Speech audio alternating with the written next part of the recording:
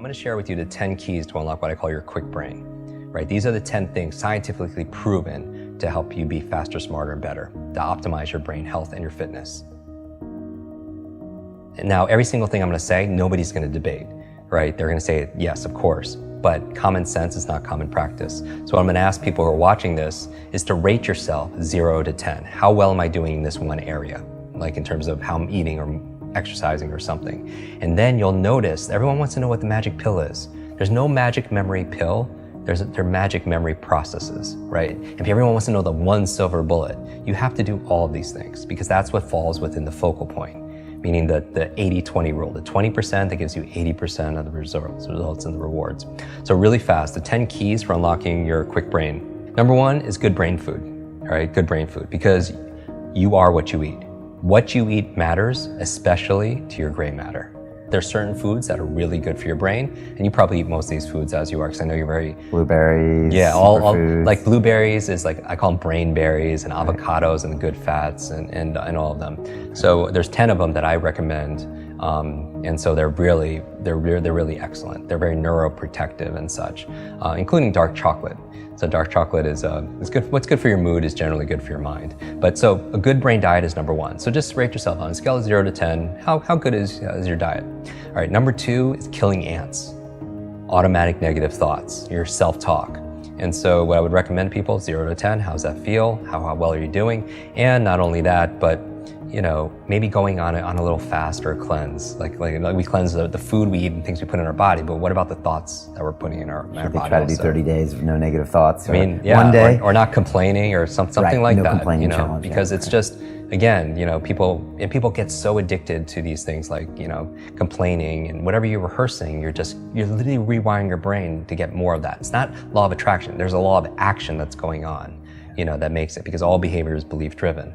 And so you're wiring your brains to be really rehearsing those things. That's why they say that the fearful person dies 1,000 times, like a coward dies 1,000 times in their mind, and a non-coward, like a brave person dies just once. Because every time you're rehearsing, oh, I'm scared of public speaking, you do it over and over again, not only do you get the fear of it every single time, because your mind doesn't know the difference between something you vividly imagine and something that's real. Literally, if you were to put on a brain sensing device, the same parts of your brain that would light up if a dog walked in, you see what parts of your brain lights up, and if you imagine that dog walking in, the same exact parts of your brain will light up. So the mind doesn't know the difference. It's the most powerful tool you have is your imagination. Our thoughts are things, and it's activating our imagination. So, don't do it to rehearse your fears and the things that are negative, right? Only have thoughts of things that you want to really happen. Okay. So the third thing, exercise.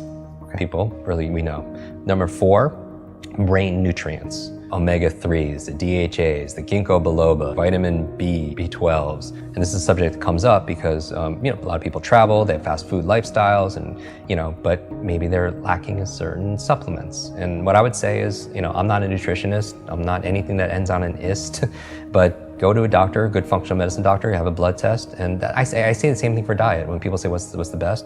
Do food sensitivity tests. See what your blood says. Red, yellow, green. Red, stay away from. Yellow, sparingly. Green, and see how you flourish on it afterwards, right? And then test it. But same thing with nutrient profile. You can see what you're deficient at. Because if you're low on B vitamins, if you're low on DHA, then you're gonna have cognitive issues, right? So supplement. 5th thing that you want to optimize your brain is positive peer group.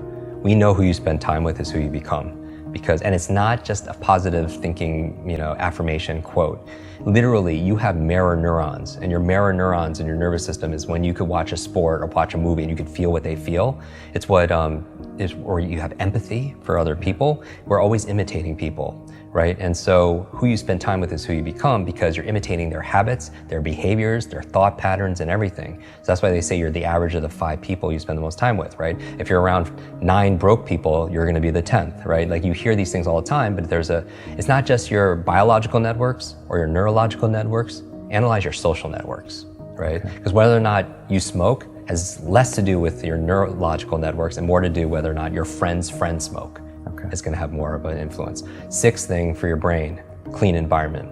We know a clean environment is good for your brain. At an anecdotal level, when you clean your desk or you clean your laptop off, you have clarity of thought, right? But I don't just mean that, I mean clean air, clean water, because there's a lot of pollutants that's not good for your cognition, right? So from there, we have number 7, sleep. This is a big one for so many people. Sleep is so important for your brain for 3 reasons. Number 1 is where you consolidate short to long-term memory. Everyone who pulled an all-nighter back in university, that hurt you because you need that sleep. Number 2, it's where you clean out the plaque that could lead to brain aging challenges.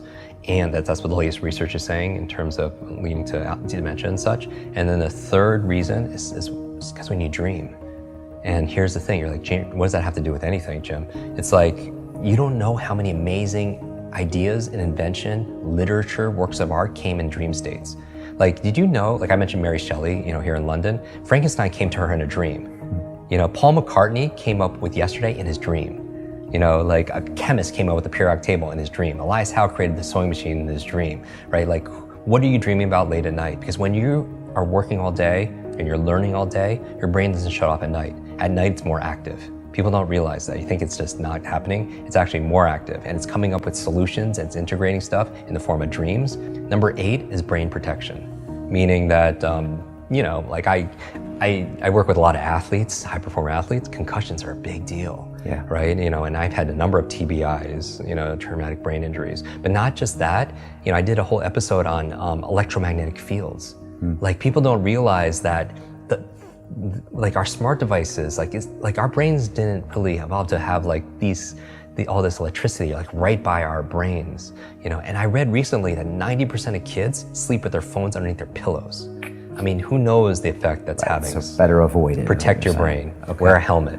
And then finally, 9 and 10, ninth key to keeping your brain alive is new learnings, right? The neurogenesis and neuroplasticity means neurogenesis, you could create new brain cells the day you die. Science never thought that. Neuroplasticity is saying you could create new connections. The way to improve neurogenesis, neuroplasticity, 2 things, novelty and nutrition. Just like when you're an athlete, just like training your body, you give it novelty or stimulus, and then you feed it with nutrition, right?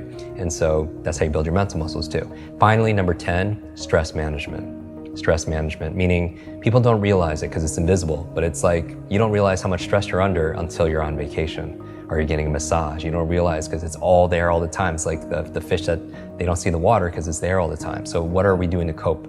Meditation, relaxation, massage, yoga, whatever it is that gets us stressed.